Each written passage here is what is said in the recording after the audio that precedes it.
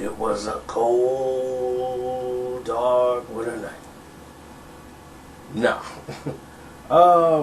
What happened was this right here. I'm gonna tell it to you. For those who thought I didn't know about the beef between DJ Quik and Everlast. And it's funny because that beef was ridiculous. Like, it never should have even jumped off. House of Pain wasn't even on DJ Quik's radar. Like, that just came out of complete left field.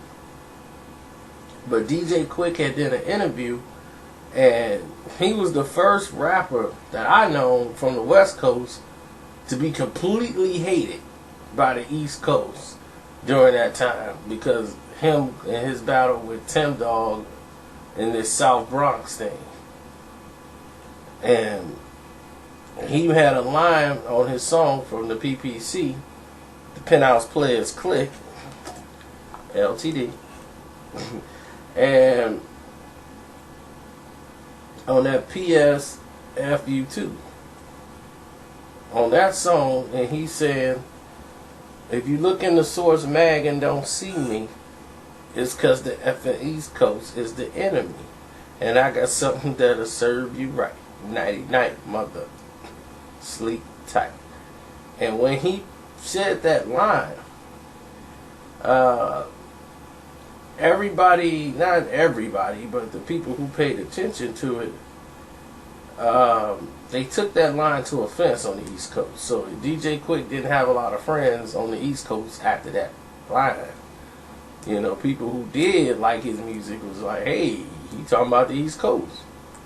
So he had like KRS-One, Tim Dog, them, and they was back in Tim Dog position because the East Coast at that time had fell back to the West Coast. The West Coast was ruling everything with Dre, and they coming with Snoop, and it's all about West Coast, West Coast, West Coast. And how gangster you is or how hard you are. So during that time, House of Pain was coming up with Jump Around. And Jump Around was the new anthem, and they were coming up from the Boston and hip hop era, so you got the white hip hop group House of Pain. Jump Around. So it was the new hot anthem. Then they had the second single came out, Shamrocks and Shenanigans. Now the original Shamrocks and Shenanigans didn't have any reference to what DJ Quik said. But Everlast used this as an angle to strengthen a bond with the other rappers on the East Coast. And what they did was, to do that, what they did was they made a remix to Shamrocks and Shenanigans, and they did a video, and he added a new line in there, and then he was in there saying, House of Pain's, what up? The House of Pain's my clique. Get off my dick. You make me sick like strawberry quick. Your style is whack. You ain't the Mac, so step back. Get off the crack. Sing a new tune like boom shakalaka boom. Boom shakalaka boom. Boom shakalaka boom. Boom shakalaka boom. So when Say was like, dude, this white boy just dissed you. And it was everywhere, you know, like the industry who paid attention to it, and somehow it got back to DJ Quik. And DJ Quik was looking to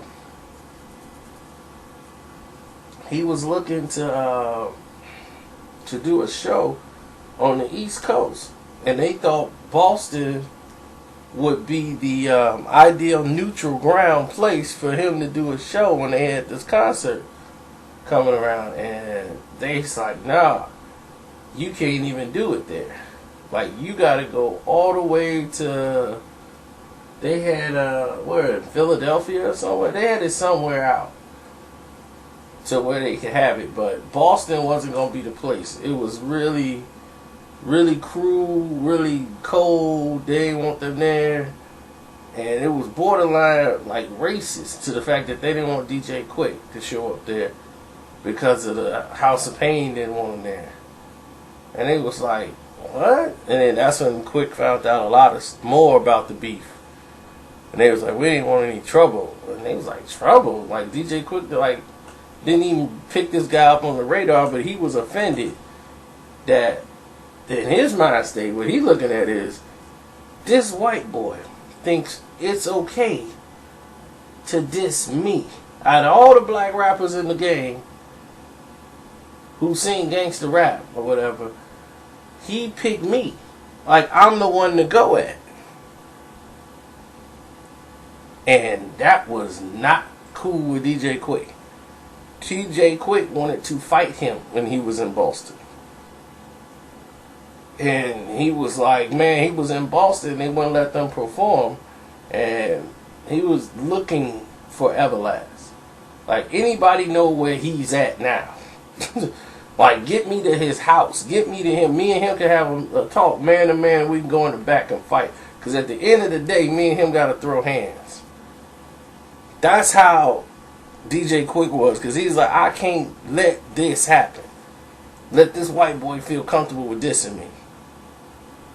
So he was working on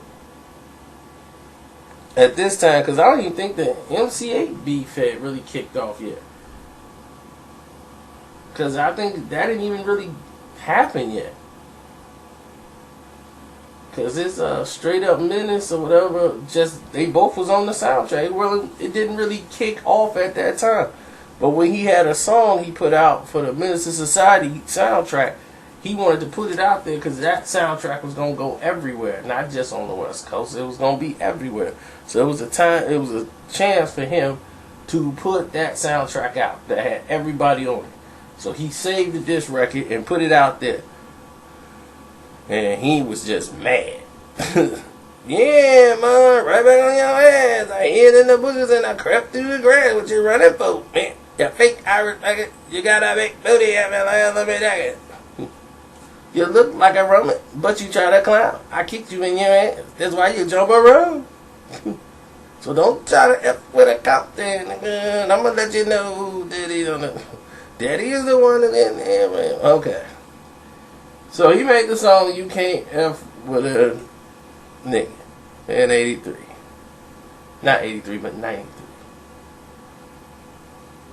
But that's why that was so significant at that time, because when he put the song out, Everlast knew not to respond. He knew to just leave that alone and jump out of it. He was just trying to band up his relationship more with the East Coast dudes, like, yo, I'm riding on them too. You know, like, yo, so give us some love here on the East Coast and accept us more. But people on the East Coast didn't really vibe too much with them anyway. It was like Boston, rap dudes, white boys, yeah, boy, whatever. You know, so they really didn't gel in with the rest of the hip-hop community. So when they thought they could join in by dissing DJ Quik, because the Bronx and most of the East Coast dude was, man, forget that whack stuff, dude whack. He can't rap and all that other stuff. Everybody trying to be like Compton.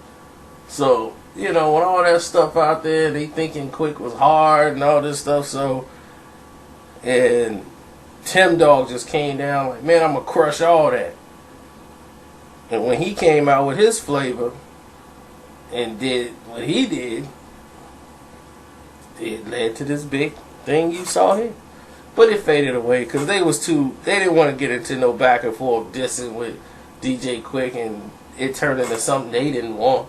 They didn't want Quik to come back and respond to them because they didn't have any support from nobody else. So, but the guy who said I didn't know what I was talking about, nah, you see, I know a lot about what I was talking about. Boom, shit like that, boom.